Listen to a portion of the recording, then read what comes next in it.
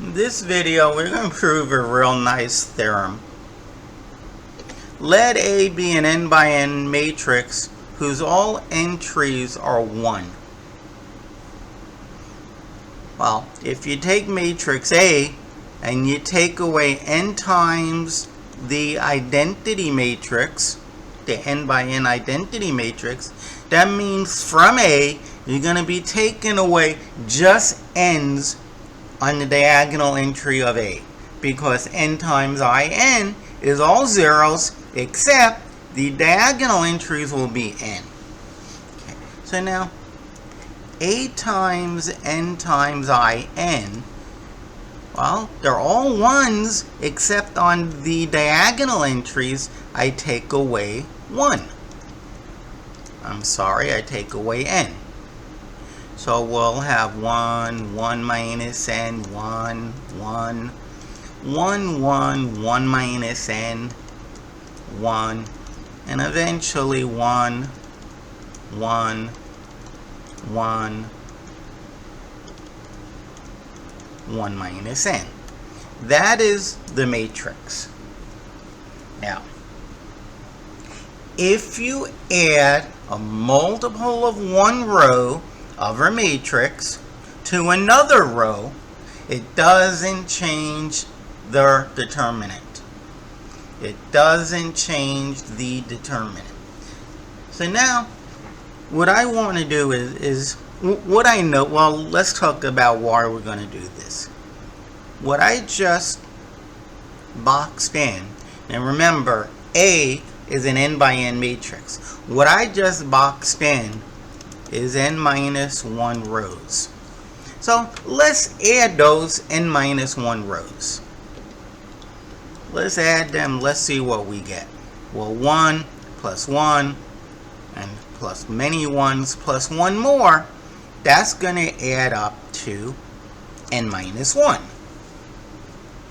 Second column, 1 plus 1 plus many more 1's plus 1 is n minus 1. But I do have to take away n. Okay, I did. So I get n minus 1. Next column, 1 plus 1 plus many more 1's plus 1 more 1.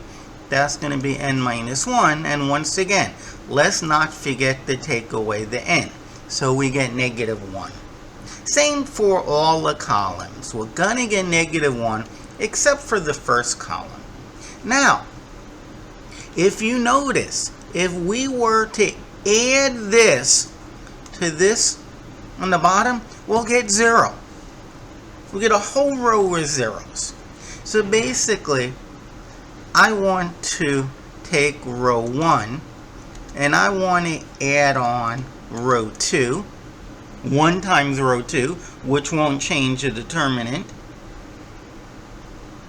And then I want to add on row 3 to row 1 plus row 2.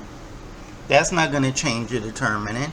Then to this new row 1 plus row 2 plus row 3, I want to add on row 4. That's not going to change the determinant. And then when I add on row 5, it won't change the determinant all the way up to row n plus row n. The determinant will not change. Well, that matrix, as I said, will be all zeros, because this here, what's in there now blue brackets, that adds up to this. And when I take that and I add it to row 1, which is this row, 1 minus n, 1, 1, 1, 1. When I do that, I get all zeros. Okay, so yes, this will be all zeros. And I don't really care what else I get. But for completeness, let's write it down. 1, 1, 1 minus n, 1, and then eventually 1, 1, 1, 1 minus n. So their determinant, so the determinant of A minus n, let us call this matrix B, is equal to the determinant of B, because I obtained B from just adding many rows to row 1. I could have done this n separate times, and I even argued it that way. And the determinant of B is 0 because it has a row of zeros. If a matrix has a row of zeros, it has to be 0. So we just proved that the determinant of any n by n matrix, take away n times the n by n identity matrix, will be 0, which is pretty wild. I was surprised when I saw that result.